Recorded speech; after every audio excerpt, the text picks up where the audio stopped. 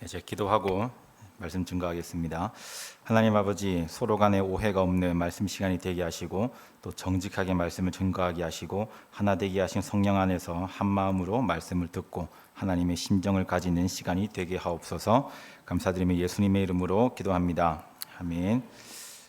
특성 엄청 부담스러웠을 것 같아요. 이선희 집사님 계시고 좌우측에 계시는데 그냥 부르시는 것도 아니고 이게 기교를 막 넣으시잖아요. 엄청 부담스러웠을 것 같아요. 문성우 성도님이랑 집사님이랑 이원미 집사님 다리 떨렸을 것 같아요. 그 시간에만큼은. 네, 제4 남성교회가 제가 이원미 집사님보다 한 살 더 많거든요. 33살이고 이선희 집사님보다는 동생인데 제가 그 사이에 이제 낀 나이입니다. 그래서 제가 만약에 제가 결혼을 하고 평신도였으면 저도 이 그 회원이 되었겠죠. 근데 아직은 이루지 못하고 있습니다. 네. 말씀 이제 보겠습니다. 창세기 오늘 50장 이 본문 이 핵심의 문장은 20절입니다. 50장 20절에 보시면 당신들은 나를 해하려 했으나 하나님은 그것을 선으로 바꾸사 오늘과 같이 많은 백성의 생명을 구원하게 하시려 하셨나니 라는 구절이 오늘 제가 말씀 전하고 싶은 내용입니다. 앞부분을 살펴봐야 되는데 앞부분을 살펴보면 요셉이 애굽에 팔려 나갔습니다. 그냥 팔려 나간 게 아니라 가족인 형들에 의해서 팔려 나갔습니다. 그리고 그 사건 외에도 수없이 많은 상황들이 요셉에게 펼쳐졌던 상황입니다. 앞서 하나님께서는 아브라함과 이삭에게 그리고 야곱에게 민족을 이루시겠다고 약속을 해주셨습니다. 그리고 그 민족을 통해서 인류의 구원자이신 예수를 이 땅에 오시게 하겠다라고 언약을 맺어주셨습니다. 하나님의 약속의 결과인 예수 그리스도가 아브라함을 통해서 이 땅에 오게 되었고 그리고 또 그 예수가 오시는 길에 아브라함은 함께 있었습니다. 그래서 결국 아브라함은 복을 받은 자가 된 것입니다.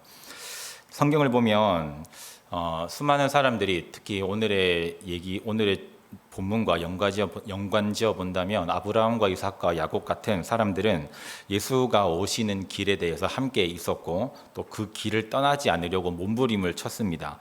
비록 아브라함이 하나님의 언약의 길을 가다가 실수로 사라의 몸종인 하갈을 통해서 이스마엘이라는 자녀를 얻었지만 아브라함은 계속 멈추지 않고 그 언약의 길을 향해서 갔고 또 몸부림을 쳤습니다. 그리고 비록 잠깐 밖에 나왔지만 다시 그 언약의 길 안으로 들어온 게 아브라함과 이삭과 야곱과 수많은 선진들이었습니다. 아브라함은 아직 자기가 왜 그 길을 가야 되는지는 몰랐어요. 그런데도 계속 몸부림치면서 자기가 가야 될 길을 뚜벅뚜벅 걸어갔습니다.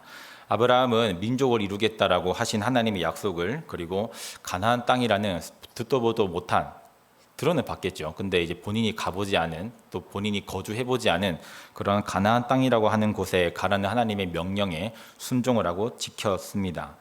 이 일에 즉 예수 그리스도께서 초림을 하시는 이 일에 대해서 아브라함의 순종이 있었고 그 아브라함의 순종을 통해서 초림 예수님께서 점점 신약을 가까이 가면 갈수록 점점 오고 계시다라는 것을 우리가 알 수가 있습니다. 근데 그 일 가운데에서 오늘의 아브라함과 이삭과 그리고 야곱과 요셉이 있었다라는 겁니다.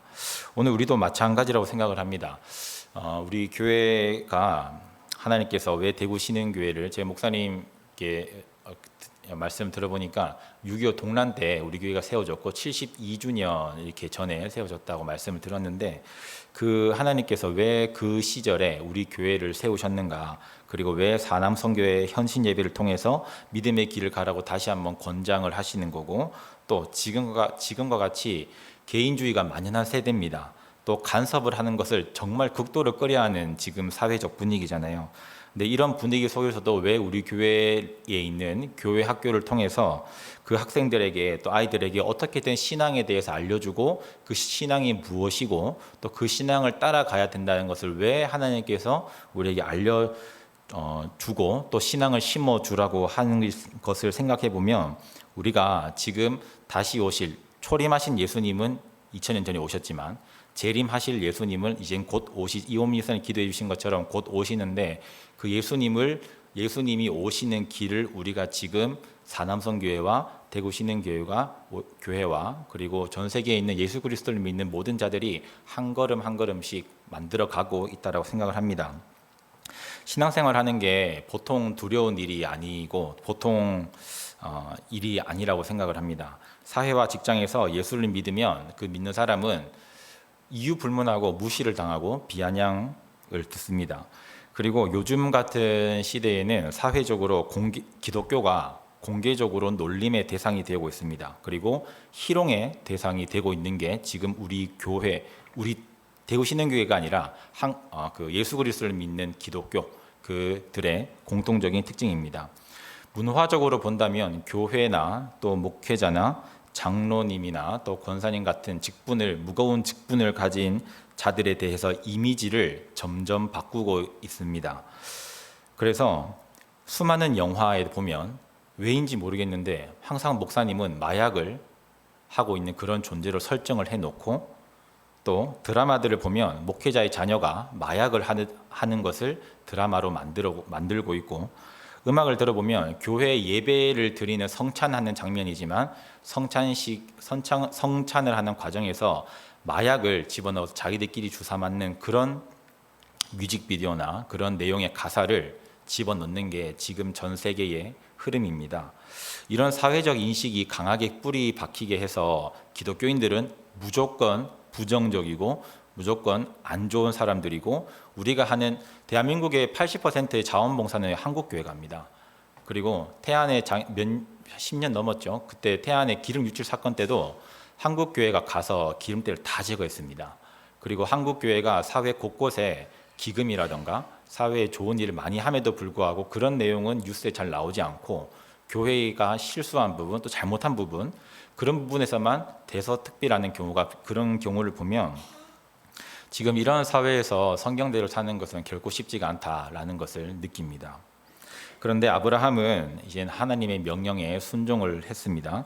가나안 땅으로 가라는 명령에 순종을 했습니다. 그런데 아브라함은 여전히 자기가 왜 그 길을 가야 되고 그 땅에 가야 되는지를 몰랐어요. 갈 바를 알지 못했다고 성경에 나오는데 아브라함 자신도 가나안 땅에 왜 가는지 모르는 상태에서 일단은 갔습니다. 일단은 가고 있는 거예요. 지금까지 내용을 제가 잠깐 정리하면 아브라함도 이삭을 얻어서 민족을 이루어서 가라라는 그 말씀을 그리고 그 언약의 길을 가는데 실수를 합니다.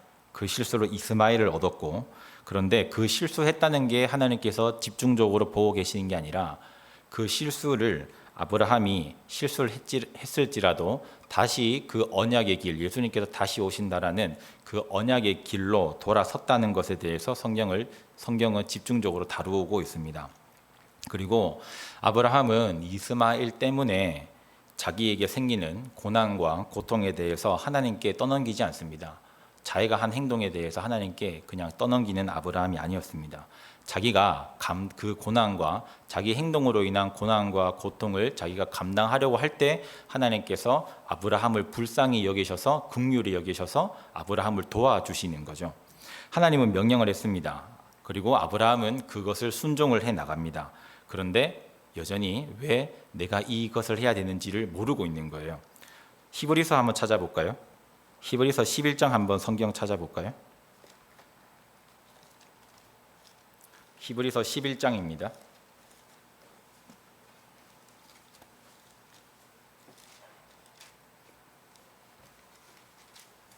히브리서 11장 8절에 보면 믿음의 조상들에 대해서 쭉 나오는 과정에서 아브라함 부분이 나옵니다. 그런데 그 부분에 다른 내용은 적어놓지 않고 이 부분은 적어놨어요. 히브리서 11장 8절.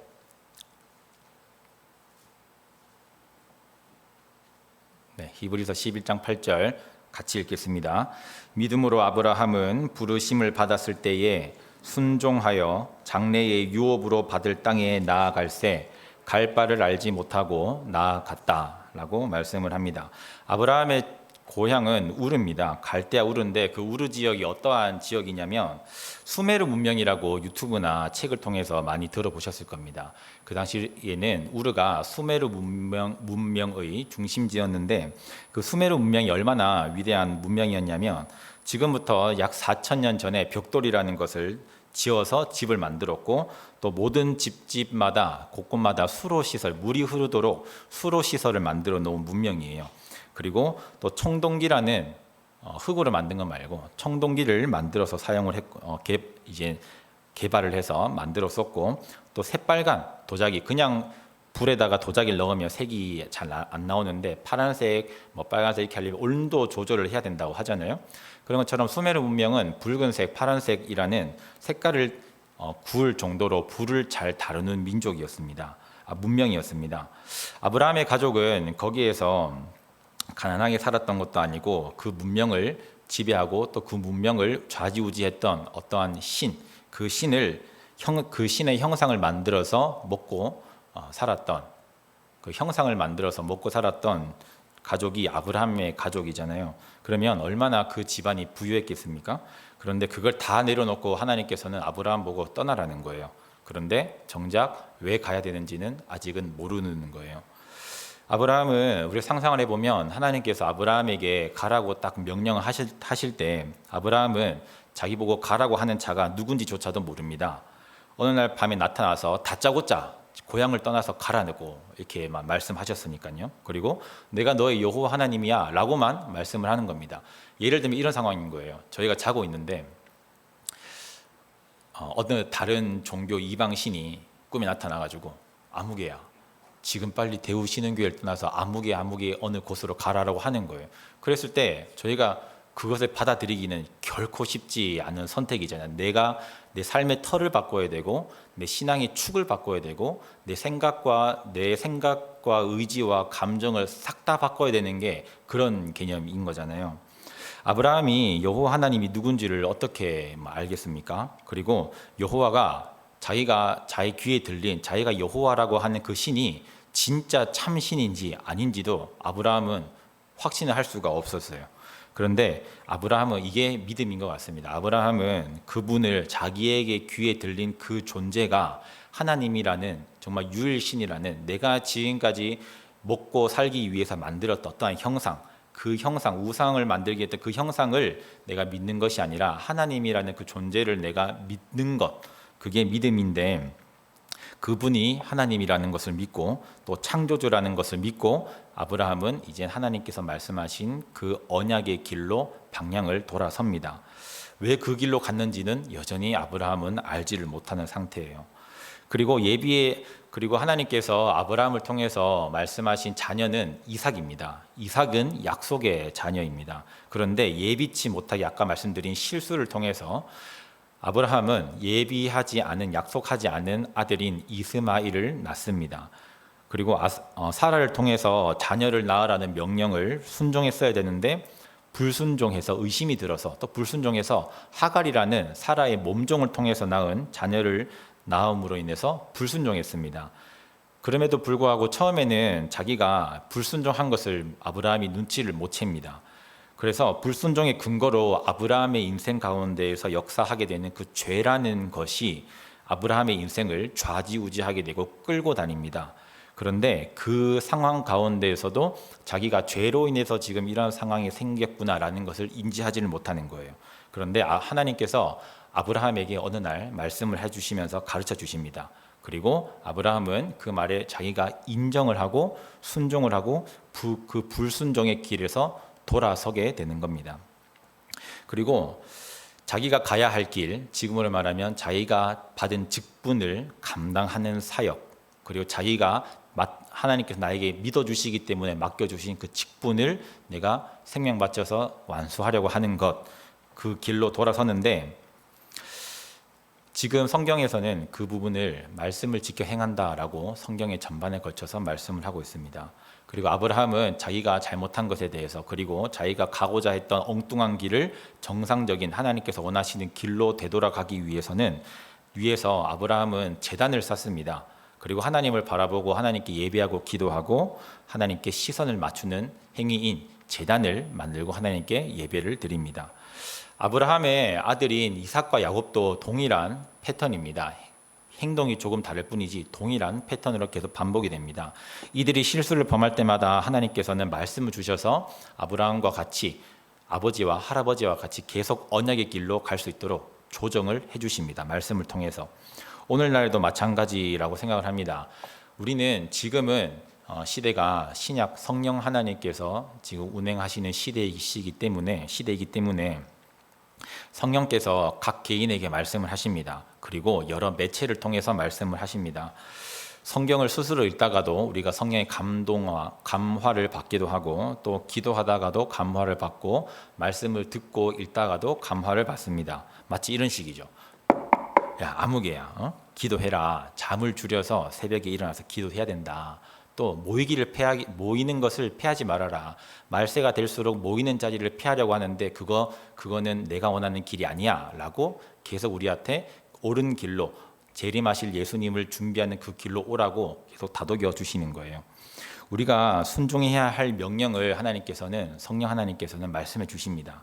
그런데 아브라함이 자기가 가나안 땅으로 가고 또 자기가 하나님의 말씀을 들었을 때 내가 왜 이렇게 해야 되는지, 내가 왜 이 길을 가야 되는가, 근본적인 원인은 모를지라도 아브라함이 일단은 순종을 했잖아요.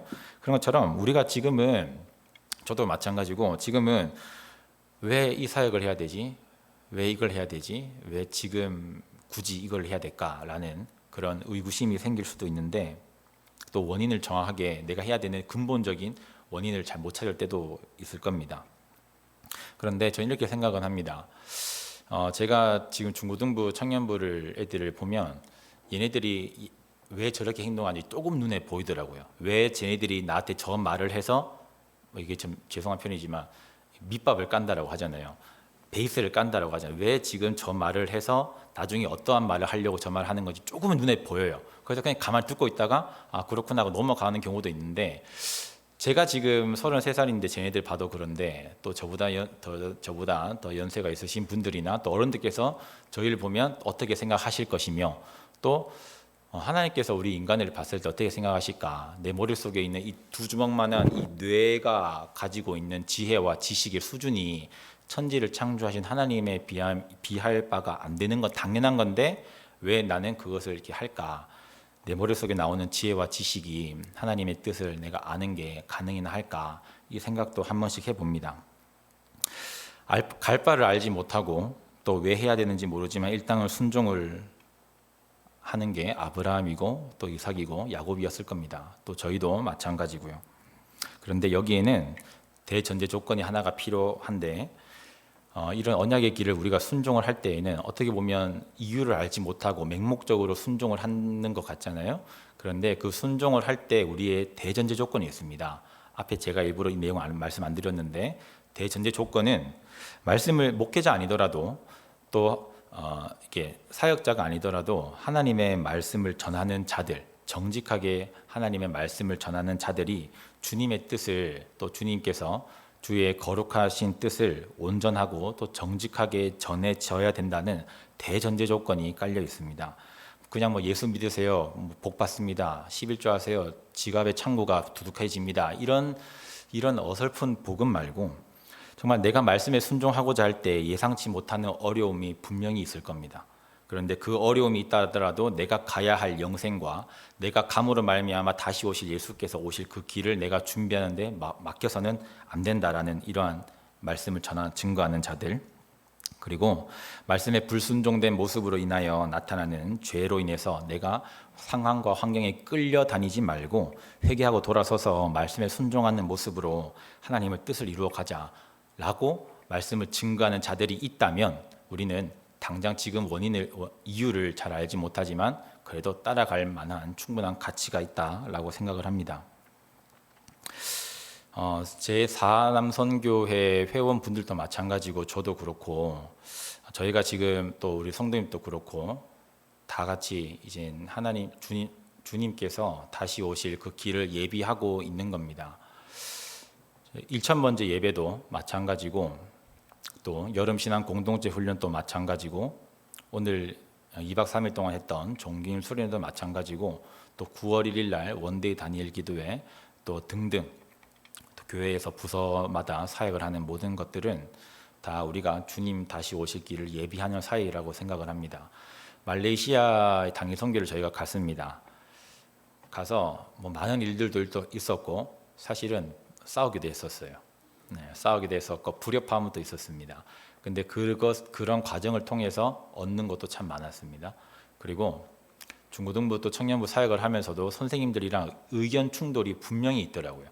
내 의견이 저는 제 의견이 맞다라고 해서 얘기를 하지만 내가 예상하지 못하고 생각하지 못한 부분에 대해서 선생님들이 말씀하셨을 때 솔직하게는 받아들이기가 쉽지가 않더라고요. 그런데 시간이 지나면서 또 사역을 하다 보니까 정말 제가 생각하는 것은 정말 일부분밖에 안 되는 거구나라는 걸 많이 느낍니다. 또 이번에 여름 신앙 중고등부 청년부 연합으로 해서 여름 신앙 공동체 훈련 가서도 참 많은 일들이 있었습니다. 좋은 하나님께서 역사하신 부분들도 있고 또 제가 또 선생님들이 눈치를 채지 못해서 무너졌던 부분들도 분명히 있더라고요. 그런데 그런 아브라함이 실수를 해서 이스마엘을 낳고 이스마엘로 말미암아 지금 또 중동에 저런 전쟁이 일어나는 것처럼 저희가 그 실수했다고 해서 주님 다시 오실 길을 예비하지 않는다라면 신앙인이 아니겠죠. 그런 실수를 하더라도 다윗도 성경에 공식적으로는 2번의 죄를 지었잖아요. 밧세바를 범했고 또 인구조사를 했다라는 거에 공식적으로는 2개인데 다윗도 그렇게 죄를 저질렀지만 하나님 앞에 눈물로 회개를 하고 다시 주님의 길로 들어섰습니다.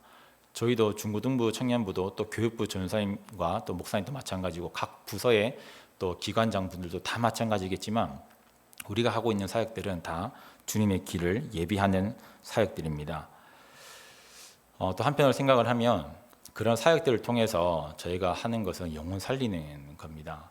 주님 다시 오실 때까지 우리가 할 수 있는 사역은 단 하나밖에 더 있겠나 생각을 해보면 영혼 살리는 거다. 그래서 선생님이랑 또 대화하는 과정에서 우리의 목적은 하나다. 영혼 살리는 거다. 그 영혼 살리는 사역을 위해서 과정에서 일어나는 불협화음과 또 부딪힘과 의견 충돌은 그거는 우리가 감내해야 될 고난과 고통이다. 그러나 우리가 가야 될 우리가 가고자 하는 그 길, 또 내가 가야 될 길에 대해서 내가 직분을 받은 자로서 가야 될 길에 대해서는 흔들리지 말자라고 스스로도 다짐을 하고 선생님들과도 암묵적으로 다짐을 합니다. 또 중고등부를 제가 담당하고 있기 때문에 얘네들이랑 대화를 해보면 또 저희가 알지 못하는 데에서 신앙생활의 교훈을 얻기도 하고 내가 생각하지 못하는 데에서 하나님의 지혜와 지식을 얻는 것을 보면 모든 오늘 정규일 수련회 주제인 것처럼 함께 갓난 어린애부터 정말 나이 드신 분들까지 함께 이루어져 가는 게 우리가 가야 되는 길이라고 생각을 합니다.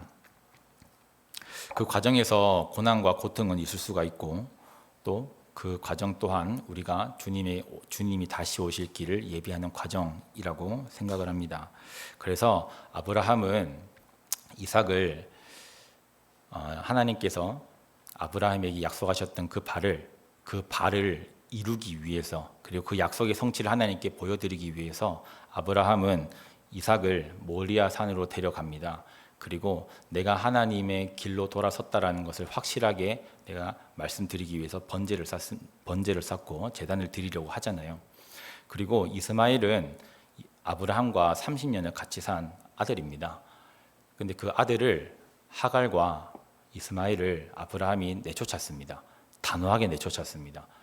30년을 같이 산 자인데 아내와 또 아들인데 그렇게 쳐내기가 정말 쉽지 않았겠죠. 그런데 아브라함은 내가 가야 될 바를 분명히 알고 있었기 때문에 불필요한 부분을 이게 방해가 되는 부분이 있다면 과감하게 잘라내었던 그런 결단도 있었습니다.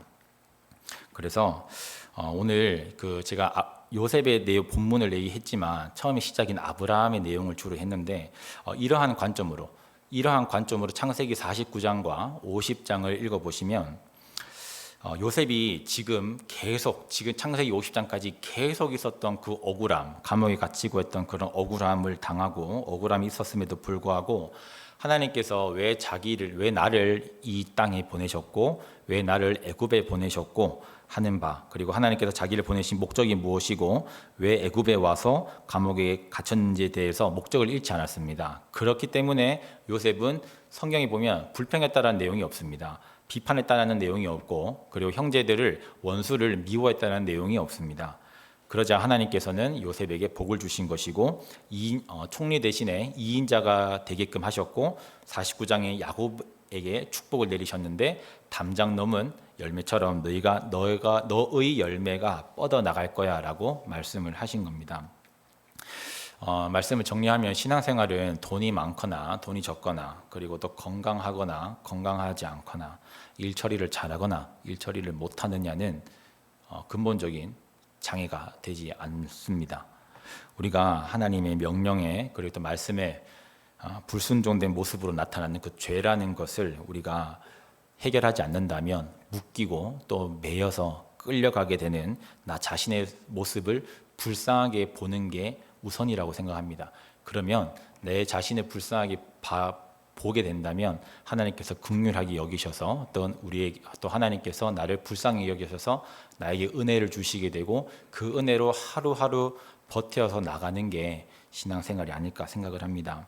그래서 매번 걸려 넘어지는 상황 속에서 어쩔 수 없잖아, 지금은 하나님께서도 어쩔 수 없으실 거야, 하나님께서도 내 상황 되면 어쩔 수 없이 이렇게 넘어가실 거야 라고 생각을 하지 말고, 내가 이렇게 자기의 수준으로 하나님을 내려앉히지 말고, 하나님을 만홀히 여기지 말고, 하나님의 사랑을 거부하지 말고, 내가 가야 할 길, 또 내가 행해야 될 것, 내가 가야 될 길, 그리고 나로 말미암아 예수께서 조금씩 오시는 것을 느끼셨으면 좋겠습니다. 그래서 사남선교회 회원들뿐만 아니라 저도 마찬가지고, 여기 중고등부회도 마찬가지고, 또 어른들도 마찬가지고, 기필코 예수님께서는 다시 오시잖아요. 주님 다시 오신다고 성경에 무수하게 약속을 해주셨잖아요. 우리가 그 약속 믿고 신앙생활 하는 건데, 주님이 다시 오실 길에 내가 그 길의 길목에 있어야 됩니다. 그 길에서 벗어나면 나는 탈락자가 되는 거예요. 결국 영혼의 끝은 천국과 지옥이기 때문에 내 영혼의 결과가 천국으로 귀결되고, 그리고 그 길을 가는 과정 가운데에서 고난과 고통은 있을지언정 형통한 삶을 위해서 기도하고 애쓰는, 그리고 하나님께서 기도하고 그 기도의 응답으로 은혜롭게 하루하루 사는 우리 사남선교회와 저도 그렇고 또 우리 중고등부애들 또 어른들도 그렇게 해서 끝내 승리하는 신앙생활을 하셨으면 좋겠습니다. 네, 제가 마무리 기도하겠습니다. 하나님, 다시 오실 주님께서 그리고 예수님께서 다시 오실 길과 함께 내가 형통한 삶을 사는 자가 되게 하옵소서. 예수님의 이름으로 기도합니다. 아멘.